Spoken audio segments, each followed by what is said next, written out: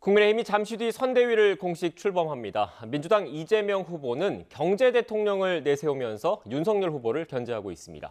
각 캠프의 입장, 남영희 더불어민주당 선대위 대변인, 박정하 국민의힘 선대위 공보실장과 이야기 나눠보겠습니다. 안녕하세요.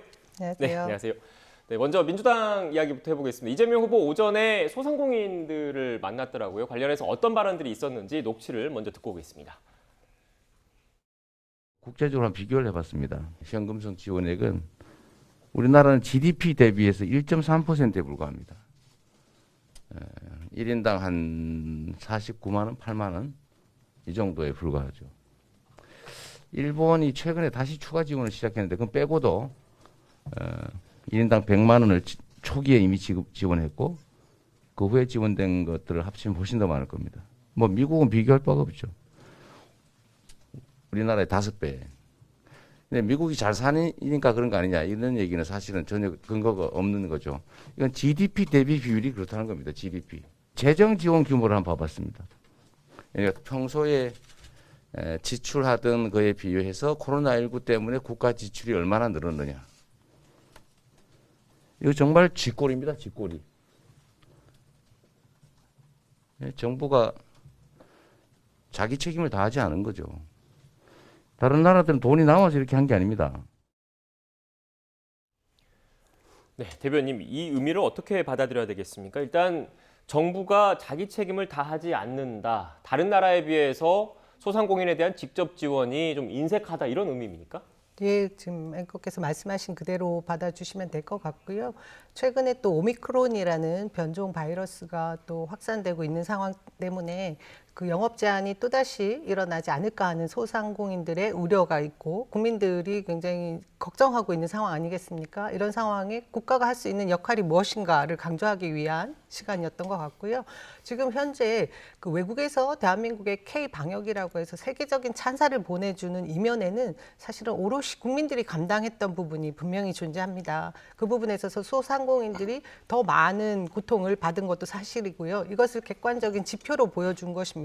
그래서 제가 볼 때 이후에 어떤 대안이 필요한 것인가를 위해서 지금 정확한 진단을 내리자고 해서 저런 말씀을 하신 것 같습니다. 네. 국민의힘 윤석열 후보도 대통령이 되면 소상공인 등을 위해서 50조 지원하겠다 이런 그 발표를 한 적이 있잖아요. 네네. 이런 그 조금 전에 이재명 후보의 이런 발언에 대해서 어떤 생각이십니까? 글쎄요. 왜 작년부터 재난지원금 얘기 많이 했습니다마는 국민 대다수가 그리고 저희 당은 말초부터 소상공인 자영업자들 두텁게 지원하자고 했잖아요. 네. 그걸 기본소득 계속 그 정부에서는 지원을 했었고 그다음에 이재명 후보께서도 여태껏 기본소득 얘기하시다 왜 저런 말씀하시는지 잘 조금 의아한 부분이 하나 있어요. 두 번째는 저희가 봤던 발표 내용 뒤에 보니까 뭐 국가 채무 비율이나 이런 거 말씀하시더라고요. 근데 그 그래프를 전문가들이 보면 뭐라고 생각하실까 싶은 생각이 우선 하나 들어요. 지금 우리나라 그 GDP 대비 국가 채무 비율이 45% 정도라고 이제 말씀을 하시는데 그게 오롯이 비교가 가능한 건지 OECD 국가 중에 보면은 기축 통화를 쓰는 나라들이 있어요. 그러니까 유럽 대부분은 다 유로화, 미국은 뭐 아는 것처럼 달러, 일본은 엔화가 거의 기축 통화 대우를 받을 정도로 그래서 그런 나라하고는 이게 그 단순히 비교할 수 없는 상황. 그리고 그리스 같은 경우는 최근에 외환위기를 겪었잖아요. 그러니까 거기는 당연히 부채 비율이 높을 수밖에 없어요. 자, 두 번째.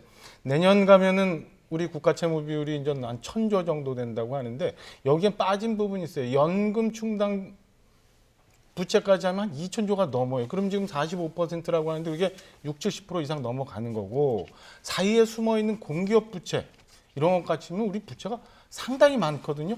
단순히 재정적인 부채만 가지고 이렇게 말씀하시는 게 저는 통계적인 착시 내지는 오류를 가지고 말씀하시는 거다라고 생각할 수밖에 없는 상황입니다. 그래서 왜 이제 와서 저렇게 말씀하시는지 안타까운 상황이에요. 네. 대변인, 그런데 제가 그 말씀의 정확한 맥락을 좀 궁금해서 질문을 좀 드리는 거면 일단 그 국민의힘 입장에서도 이재명 후보가 조금 전에 얘기했던 것처럼 소상공인들에 대한 지원을 강화할 필요성이 있다. 이 부분에는 공감을 하시는데 당연히 동의하죠. 네, 그런데 그건 먼저 얘기했으니까. 네, 그런데 이제 뒷부분에 국가 채무 비율이 지금 정부가 얘기를 하고 여권이 얘기하는 것보다 더 많다. 뭐 공공기관에 사실상 정부가 책임져야 되는 공공기관 부채까지 있기 때문에 더 실제는 더 많다. 네네. 그렇기 때문에 국가 부채 관리를 해야 된다라고 얘기를 또 하시지 않습니까? 근데 또 약간 상충되는 부분이 있지 않느냐 이런 지적을 또 하실 수도 있을 것 같아서 재원 충당에 네. 대해서는 여야 공이 지금 얘기를 하고 있는 건데 네. 그건 50조가 됐든 뭐 더 이상이 되든 이하가 됐든 국가재정당국하고 이제 협의를 해야죠. 근데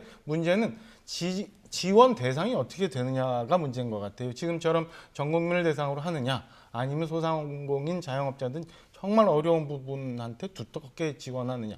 저는 민주당 정책위의장께서 말씀하신 것처럼 금년에 이미 예선 끝났잖아요. 뭐 어쩔 수 없는 상황이고 내년 초에 가면 그럼 다시 추경 얘기를 좀 해야 될 텐데 이 건에 대해서는 국회 내에서 우선 여야가 협의해서 얘기해서 재원을 가지고 당국과 협의해서 어느 정도 만들면 저는 협의가 충분히 될 수 있다고 보고요. 기본적으로 소상공인 자영업자들에 대해서 충분히 지원해 주자는 거는 윤석열 후보도 먼저 얘기를 했던 거고 국민 대다수가 얘기했던 거기 때문에 저는 뭐 이재명 후보가 괜히 여당 후보가 그러니까 야당 후보 윤석열 후보가 빨리 나와서 뭐 얘기합시다라고 말씀하시는 것도 조금 모순되는 거 아닌가. 예산은 재정당국과 국회가 정리할 문제라고 봅니다. 네, 그러니까 한정된 정부 국가 재원을 그 효율적으로 그 특정 그 어떻게 보면 어려운 어려운 부분에. 층에 효율적으로 좀 집행을 해야 된다. 국가 부채도 생각하면서 이런 입장이신 것 같은데 어떻습니까? 우리 박정화 대변인께서 계속해서 이제 윤석열 후보가 먼저 소상공인 네. 두터운 보상에 대해서 얘기했다고 하시니까 아닙니까?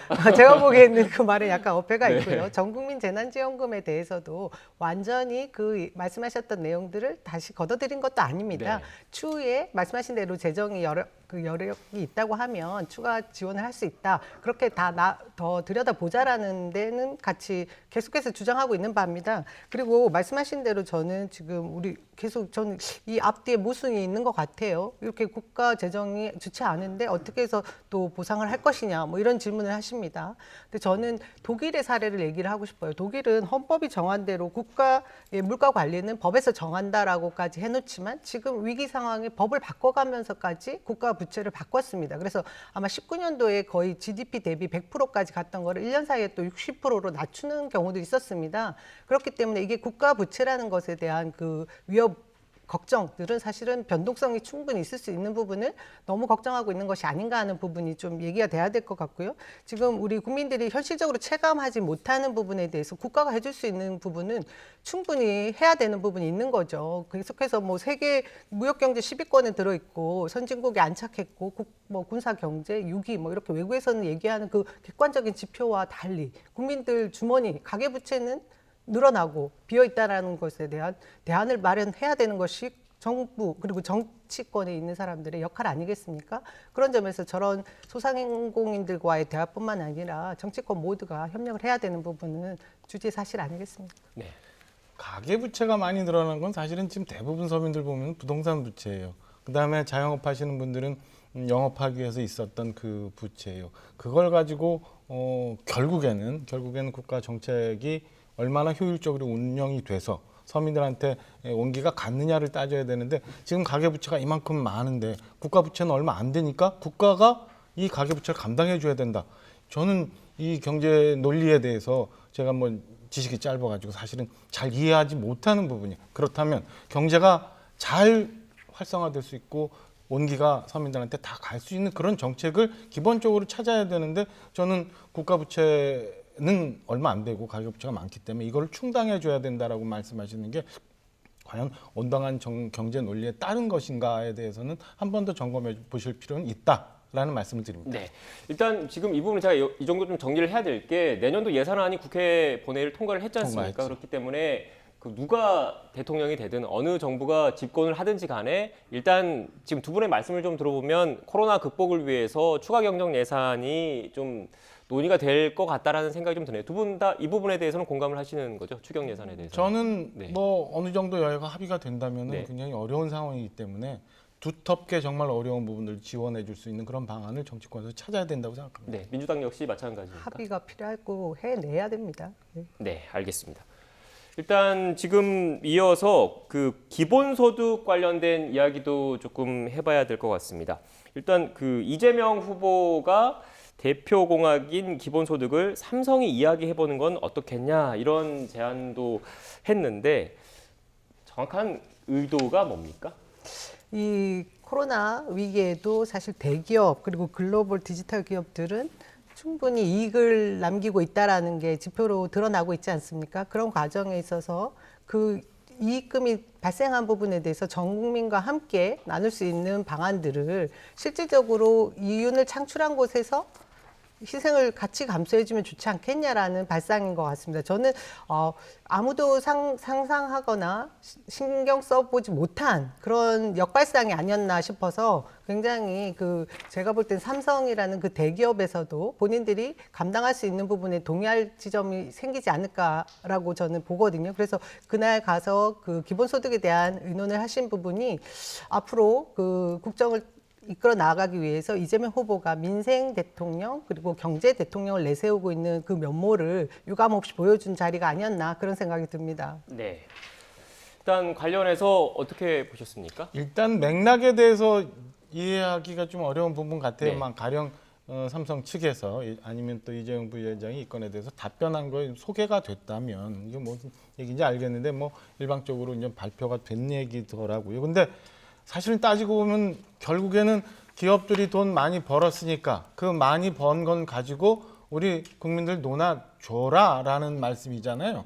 그게 맞는 건지, 그러니까 그 취지가 맞는 건지 한번 사실은 이재명 후보께 좀 여쭤보고 싶은 마음이 있는데 지금 국가의 대기업들이 굉장히 노력을 해서 지금 세계 경제 어려운 상황에서 코로나 상황에서도 각각 경쟁력을 찾기 위해서 굉장히 노력해서 이만큼 버티고 있는 거고 이에 따라서 소상공인 자영업자들 어려운 부분에 대해서는 또 다른 방법으로 경제가 좀 활성화될 수 있게 해줘야 되는데 과연 기업을 그러니까 아무 대답도 할 수 없는 기업을 만나서 고충을 듣는다고 하시면서 저렇게 말씀하시는 게 저는 무슨 의미가 있는지 그다음에 과연 기본소득에 대해서 말씀하셨다가 전국민 재난지원금 얘기하셨다가 또 이거 돌아가는 거와 어떤 맥락으로 이해를 해야 되는지 솔직히 저는 좀 개인적으로는 납득하기가 어려운 부분이었습니다. 네. 그리고 또 주말에 전북 지역을 돌았지 않습니까? 여기에서 윤 후보를 겨냥해서 검찰 정권이 들어서면 결코 안 된다라고 강조했는데 어떻게 봐야 됩니까? 이른바 지난 한 달 동안 지난했던 얘기들 아니겠습니까? 정권을 누리고 싶다라고 했던 김종인 전 비대위원장이 결국 위원장으로 오셨고요. 그 과정에서 이준석 당 대표는 윤핵관이라는 듣도 보도 못한 그 언급을 하면서 그런 사람들이 또 사라져야 된다라는 주장을 했었고 본인은 후보의 부하가 아니다 이런 말까지 내뱉었습니다. 그러면서 저희가 주변에서 윤핵관은 도대체 어떤 존재인가라는 궁금증이 생겼죠. 들여다보니 중요한 위치에 윤석열 전 검찰총장 주변에 몇 기 해서 10명 이상의 검사 출신들이 계시더라고요. 이런 분들이 국정을 장악하게 되면 저희가 볼 때 결국은 예전에 전두환 독재 시절에 군복을 벗었던 하나회가 있었다고 하면 검찰들이 검복을 벗고 양복을 입은 정치인으로 다시 부활하는 것이 아닌가 이런 의심을 가지고 있는 국민적인 공감대가 있습니다. 그 부분에 대해서 지적을 한 것이죠. 네. 그동안 사실은 현 정권이 들어오면서 가장 많이 활용을 했던 게 검찰 아니에요? 그럼 그걸 가지고 다시 검찰 정권이라고 얘기를 하는 게 어떤 뜻에서 어떤 맥락으로 말씀하시는지 기본에 대해서 저는 동의할 수 없는 부분이 있고 방송 들어오기 전에 제가 한번 봤더니 민주당 선대위에도 굉장히 검찰 출신, 변호사 출신, 판사 출신도 굉장히 많더라고요. 한 20분 가까이. 그래서 과연 이게 맞는 비판이신지라는 생각이 들어요. 그래서 결국에는 이게 윤석열 후보에 대해서 이미지 덧씌우기 내지는 프레임을 만들기 위한 선거 전략 차원에서 말씀하신 거 아닌가라는 생각이고요. 글쎄 유권자들인 국민들이 얼마나 저 말씀에 대해서 동의할지에 대해서는 저희가 논하기 전에 국민들이 결국에는 판단하시리라 저는 보고 있습니다. 네. 이재명 후보 그 발언 관련해서 하나만 더 여쭙고 좀 다른 주제로 해볼게요. 제 출신이 비천하다 이런 얘기가 있었는데 이미지를 좀 변화를 꾀하는 걸로 봐야 되는 겁니까? 아니면 어떻게 해석을 해야 될까요? 지금 국민의힘에서 여러 가지 이재명 후보의 발언을 왜곡하는 것을 전 보았습니다. 비천한 본인의 출신을 얘기했는데 가난한 사람들 모두를 모독했다 이런 식으로 굉장히 심각한 왜곡을 하던데요. 저는 이재명 후보가 거리 연설에서 본인 자신의 살아온 배경에 대해서 진솔하고 담담한 솔직하게 인정을 하고 얘기를 했다고 생각합니다. 그리고 많은 국민들이 본인의 그 성장 과정을 제대로 잘 모르다 보니 국악에 떠도는 뭐 그런 네거티브 흑색선전들로 또 선동되는 부분도 있으니 그 부분을 좀 타파해 나가고 싶은 욕심이 있었다고 봐지고요. 저는 이것이 뭐 감성 뭐 몰이다 저는 그렇게 생각하지 않습니다. 그냥 살아온 과정 그 속에서 본인이 열심히 추구해온 가치대로 노력한 성과가 있다라는 걸 봐달라는 것이거든요.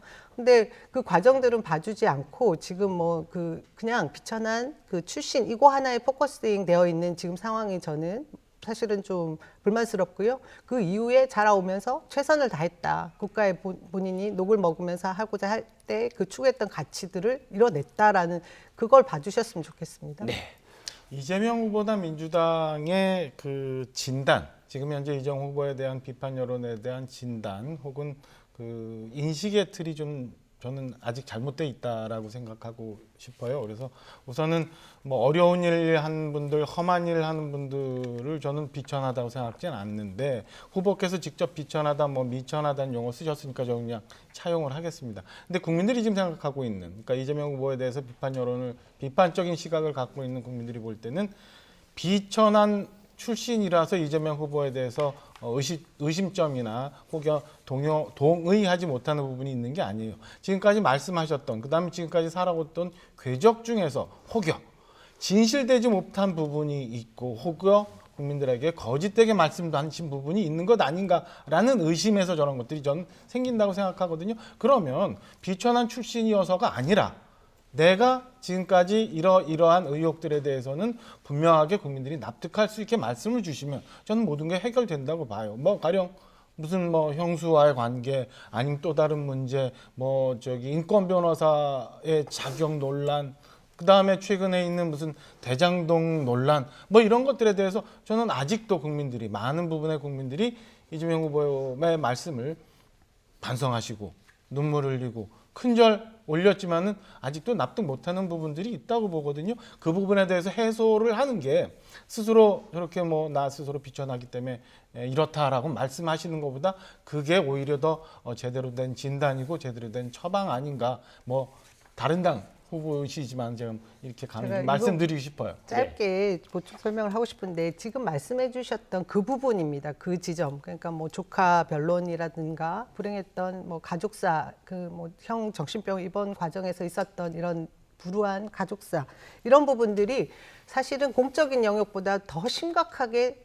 네거티브 된 부분이 있거든요. 비난을 받았던 부분에 대해서 본인이 이것은 사실은 불우했던 가정사다 이렇게 한정지어서 말하고 싶은 것이고요. 저는 이것보다 더 큰 문제는 사실 위법적이고 불법적인 문제들이 실제로 있는 윤석열 후보의 본인, 부인, 장모 지금 비리 의혹들이 굉장히 많음에도 불구하고 사실 언론에서 크게 다루지 않다 보니까 국민들이 사실 불법적인 부분에 대해서 오히려 비판하고 검증해야 될 부분이 무뎌지고 있는 부분이 있거든요. 저는 이것은 굉장히 두 부분이 차별점이 있는 것임에도 불구하고 다뤄지지 않는 것에 문제의식이 있습니다. 네, 지금 일단 윤석열 후보의 장모 어떻게 보면 그 요양병원과 관련해서 불법으로 요양급여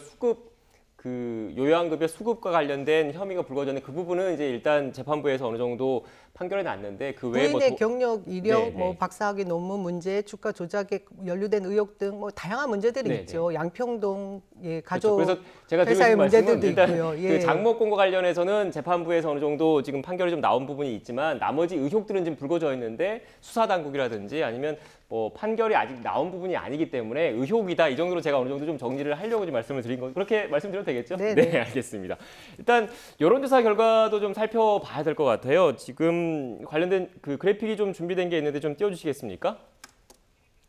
네, 먼저 지금 한국사회여론조사연구소의 여론조사 결과입니다. 이재명 후보, 윤석열 후보, 그리고 심상정 후보, 안철수 후보 이렇게 보시는 것처럼 치열하게 접전을 벌이고 있습니다. 다음 그래픽도 부탁드리겠습니다. 네, 이건 지금 리얼미터에서 관련된 조사인데요. 이재명 후보, 윤석열 후보, 심상정 후보 역시 치열하게 지금 접전을 벌이고 있는 것 같은데 앞선 그래픽 다시 한번 좀 띄워주시겠습니까? 한국사회여론조사연구소인가요? 네.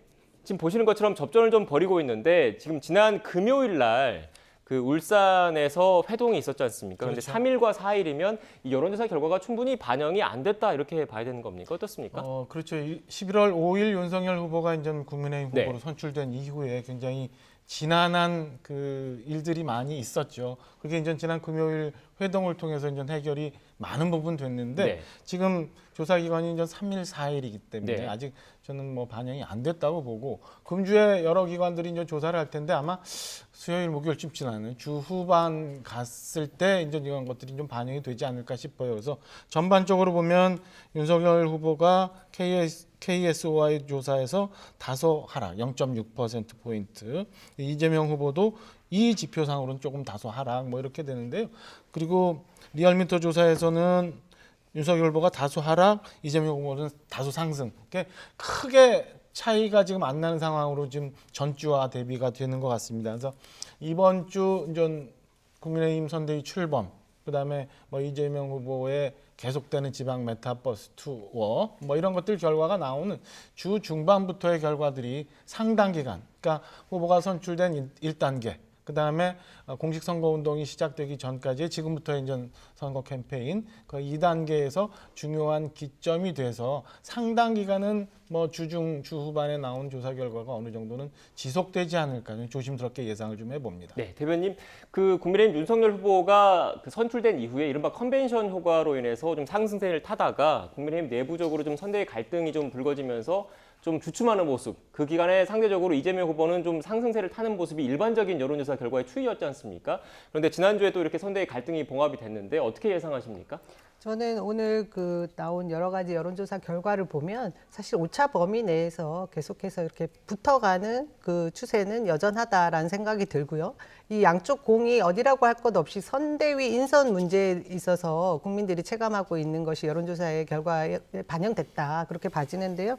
국민의힘의 경우에는 사실 김종인 선대위원장을 놓고 사실 지난하게 국민들이 좀 피곤하게 생각을 했기 때문에 이전에 컨벤션 효과가 차감된 부분이 분명히 있는 것 같고요. 그럼에도 불구하고 이게 갈등이 봉합 수준이지 완전히 해결됐다라고 봐지지 않으니 이 정도 반영이 된 것 같습니다. 우리 당의 경우에는 뭐 인재 영입에 있어서의 논란들도 있었을 것이고, 저는 지금 여기서 더 중요하게 보는 것은 이재명 후보의 지지율은 사실 차곡차곡 정말 쌓아가고 있다. 조금씩 변하면서 그래도 전체적인 추세는 그래도 상승 흐름을 타고 있다라고 해서 좀 고무적으로 보고 있습니다. 네, 일단 뭐 지금 선대위 갈등 봉합이 지난주 말에 됐고 또 오늘 국민의힘 선대위 출범이 공식적으로 이루어지고 있고 이재명 후보도 또 나름대로 열심히 선거운동을 하고 있기 때문에 주 중반 이후에 여론 추이가 어떻게 될지 한번 또 지켜봐야 될 것 같습니다.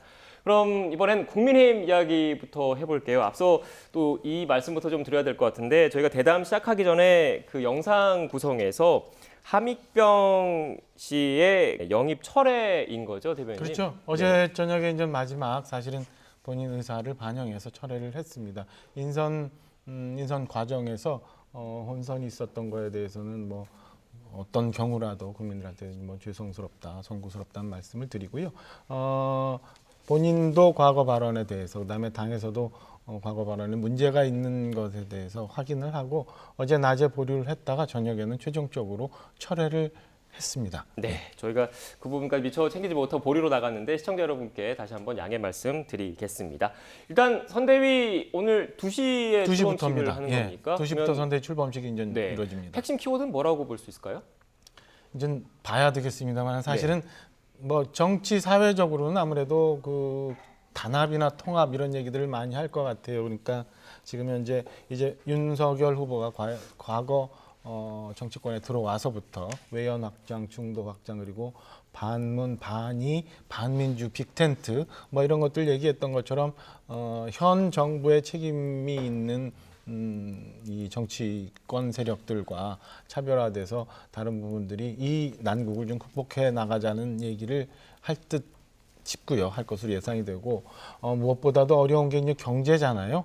경제적으로 경제 활성화, 일자리 창출, 그다음에 우리 사회가 지금 많이 잃어버리고 있는 기회의 사다리, 사회 안전망 이런 것에 대해서 강조할 것 같습니다. 전반적으로 무너져 있는 법치를 좀 바로 세워서 공정과 상식, 정의가 옳게 서는 나라 이런 것들을 많이 얘기할 걸로 지금 예상하고 있습니다. 네.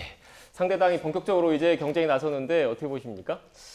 저는 지금 아까도 말씀드렸듯이 이 선대위 인선 과정이 뭐 해결된 건 하나도 없는 것 같아요. 이준석 후보가 사실상 윤핵관들 탄핵해라, 그리고 뭐 주변에 있는 인물들을 뭐 이수정 교수도 그렇죠. 영입자를 반대했던 문제나 뭐 몇 가지 사안들에 대해서 해결된 건 하나도 없고, 바뀐 카드 하나는 이제 김종인 비대위원장이 이제 진짜 총괄 상임 선대위원장으로 오셨잖아요. 그 부분만 바뀐 것 같은데, 저는 이 지점에서 아마 그 경제 분야에 있어서는 김종인 위원장님의 목소리가 크지 않을까 싶어요. 그래서 저는 원래 김종인 위원장께서 주창하셨던 경제 민주화 과정을 들여다보면 기본소득이 들어 있습니다. 이런 점에서 사실 여야가 함께 기본소득을 얘기한다고 하면 저는 사실 기본소득의 찬성자이기 때문에 굉장히 환영할 만한 일이다. 근데 우려할 점이 하나 있습니다. 2012년 박근혜 대통령께 그 김종인 대표가 경제 자문역을 하셨잖아요. 그 당시에 주창했던 내용들이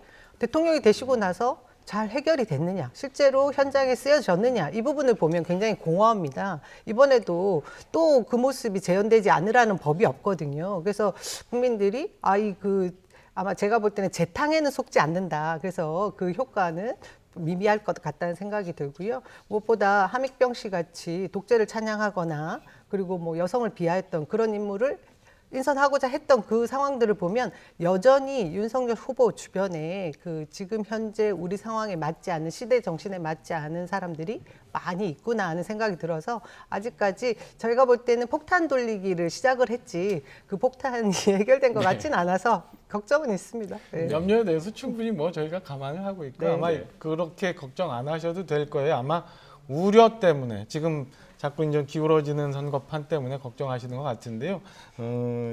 이 선대위 출범을 통해서 여러분들이 다시 소개가 될 거고, 오늘 뭐 조금 이따 2시부터 소개가 될 거고, 김종인 위원장, 그다음에 윤석열 후보, 이준석 대표가 금요일 회동을 통해서 이제 봉합이 아니라 완전히 완치가 돼서 국민의힘 선대위가 오늘 이제 제대로 떠서 제대로 된 선거 캠페인이 이제 시작이 된다라고 이해하시면 될 것 같습니다. 기대하겠습니다. 네, 알겠습니다. 일단 뭐 서로 상반된 말씀을 해주셨는데 오늘 아직 뭐 출사표를 어떻게 던질지 구체적으로 나오진 않았지 않습니까? 조금 있으면 나올 것 같긴 한데 관련해서 힌트가 될 만한 발언이 오늘 김종인 전 위원장이 한 것 같은데요. 녹취를 듣고 오겠습니다. 지금 저희 코로나 바이러스가 한 2년 동안 지속됨에 따라서 이 양극화가 더 심각해지는 양상을 갖다 보이고 있는 거예요. 그러니까 이거를 그대로 방치할 것 같으면 사회적으로 이게 도저히 용납할 수 없는 사태가 발생할지도 모르니까 이것이 무엇보다도 이 다음 대통령이 처음부터 이 문제 해결에 노력을 갖다 하지 않으면 안 되는 시급한 상황이라고 생각을 해요. 별이 지금 초저녁에 어떤 별 좀 데리게 되는 거지. 초저녁 하늘에서 보는 별. 거기 가면서 예? 순간을 제대로 포착을 했으면은 나라를 갖다가 제대로 만들어내는 그런 능력을 과실해야지 별의 순간이라고 하는 것이 의미가 있는 거지. 그렇지 않으면 별의 순간에 의미가 없어요. 네. 초저녁에 뜬 별이라는 표현이 있었습니다. 어떻게 보셨습니까? 그동안 뭐 네. 김종인 위원장님께서 윤석열 후보에 대해서 여러 가지 말씀을 하셨어요, 사실은. 네. 근데 초저녁에 뜬 별이면 아직 완전히 뭐 밤하늘 중간에 뜨기에는 미흡한 부분이 많다, 이런 표현 아니시겠습니까? 초저녁에는 별이 잘 안 보이잖아요. 그러니 제가 보기에는 후보의 그 입장이 굉장히 중요한 것이고 후보의 정치 철학, 국정 운영 능력, 이것이 굉장히 중요한데 이 부분이 미흡하다는 걸 본인 스스로 말씀을 해주시는 것 같아서요. 내 역할은 여기에서 굉장히 중요하다, 이런 것을 부각시키기 위한 발언이신 것 같습니다. 그럼에도 불구하고 대통령의 위치는 결국 후보의 몫이 있는 것인데 어디까지 그 역할을 수행해낼지 저도 사실 좀 걱정이 됩니다. 네. 앞서 또 그 초저녁에 뜬 별 앞선 얘기가 또 있었어요. 그러니까 약자와의 동행, 그리고 그 코로나 상황에서 그 피해를 보신 분들에 대한 전폭적인 지원에 대한 의지, 정책 역량을 보여줘야지만이 초저녁에 뜬 별이 아니라 깜깜한 밤에 찬란하게 빛나는 별이 될 거다. 그렇죠. 이런 의미입니까? 그러니까 그런 뜻으로 해석이 됩니다. 그러니까 김종인 위원장이 늘 해서 최근에는 약자와의 동행, 과거에는 경제 민주화 뭐 얘기를 했잖아요. 저희가 앞서 우리 어려운 소상공인 자영업자 얘기했던 것처럼 지금 굉장히 어려운 부분들이 있어요. 그래서 저는 코로나 시국에서 이분들이 제대로 일어날 수 있게 만들어 주는 것이 중요한 거라고 생각을 하고요. 김종인 위원장이 저 말씀을 하셨던 것 같아요. 오늘 제가 아까 잠깐 말씀드렸습니다마는 윤석열 후보도 연설을 통해서 아마 이 기회의 사다리, 다시 일어나는 경제, 그다음에 어려운 분들이 사회 안전망을 통해서 촘촘한 사회 안전망을 통해서 국가라는 혜택을 받고 다시 일어날 수 있는 기회를 만들어주자에 많이 방점을 두고 강조하시리라고 예상을 좀 하고 있습니다. 네, 알겠습니다. 국민의힘 얘기를 하나 더 추가로 여쭐게요. 오늘 선대위 인선이 어떻게 나올지도 사실 궁금하거든요. 일단 뭐 실장님은 확고하게 자리를 지고 계시니까 다른 부분 그 면면이 좀 궁금합니다. 일단은 뭐 많이 보도가 됐고 예상되는 것처럼 김종인 위원장님의 뜻을 많이 정리하고 계셨던 임태희 전 네. 대통령 실장께서 이제 합류를 하셔서 종합상황본부장을 맡고요. 이 안에 그동안 뭐 청와대에도 일을 했고 캠프에서 계속 주력을 했던 그 경제통, 그다음에 뭐 상황실, 뭐 이렇게 해서 강석훈 전 수석, 뭐 김현수 전 수석 등도 합류할 거로 보여집니다. 발표가 될 걸로. 그리고 얘기가 많이 되고 있는 이 중도에 있었던 금태섭 전 의원, 그다음에 우리가 모르는 아직 발표가 되지 않는 청년들, 특히 이 젊은 MZ 세대 이런 데서 많이 그 선대위의 얼굴로 등장하는 모습을 잠시 후에 보실 수 있을 것 같습니다. 잠시 후에 확인을 하면 될 것 같은데 실장님이 계셔서 좀 조심스럽긴 합니다만 또 일각에서는 윤석열 그 캠프 윤석열 후보 선대위에 이른바 친MB계, 친이계 인사들이 많이 포진돼 있어서 재탕 아니냐 이런 사실 이런 얘기 죄송합니다 이런 얘기도 나오던데 어떻게 보십니까? 결국은 네. 이 정책을 정치가 하고 네. 정치는 사람이 하는 건데요. 아까 말씀하신 대로 친MB계라고 하는 것은 저는 윤석열 후보가 그동안 보여준 많은 워딩에서도 드러났다고 봅니다. 주 120시간 노동제, 그리고 얼마 전에는 노동자가 숨진 곳에 가서 중대재해처벌법에 대한 얘기를 하면서 이것은 경영자의 편을 드는 그런 발언을 하셨어요. 이런 발언 속에 지금 말씀하신 김종인 위원장은 약자와의 동행을 얘기하시니까 저는 더 다수가 많이 차지하고 있다고 하는 그 MB계 분들과 화합이 더 될지, 아니면 김종인 지금 위원장님의 말씀이 더 효과가 클지 좀 두고 봐야 될 부분인데, 결국은 윤석열 후보 입을 통해서 저희가 확인할 수 있지 않겠습니까? 친이계라는 말에 대해서는 동의할 수가 없어요. 저는 좀 전에 말씀드렸던 뭐 강석훈 교수나 김현수 수석 모두 박근혜 정부에서 일을 하셨던 분들이고 MB계라고 이게 사회가 막 저희가 이제 대통령제를 택해서 스윙이 되고 있잖아요. 과거 한 10년 정도 이제 텀이 있었는데, 그러다 보면은 이쪽 보수 쪽에 생각하시는 보수 쪽으로 생각을 많이 하시고 정치 이념이 비슷한 분들이 그때 많이 등장을 했어요. 그래서 이명박 정부 당시 초기에 많은 분들이 있었기 때문에 MB계라는 얘기가 많이 나올 수 있고 냄새가 그런 거지 전혀 그렇지 않아요. 이 만약에 정권이 바뀐다 하면은 뭐 이후에 또 친문계 뭐 혹은 이재명계 이런 인사들이 갑자기 많이 등장하는 시기가 또 있을 겁니다. 네, 시기 그러니까 집권한 정부에서 일을 했냐 안 했느냐 이 시기의 문제이지 이게 특정 계파다 이렇게 좀 그렇죠. 하는 건 좀 무리한 측면이 있다는 말씀이신 것 같네요. 일단 또 이 얘기도 좀 해봐야 될 것 같습니다. 지금 오늘 선대위 출범식인데 그동안 그 윤석열 후보의 부인 김건희 씨가 계속 공식적인 석상에서 모습을 드러내지 않았지 않습니까? 오늘은 모습을 볼 수 있는 겁니까?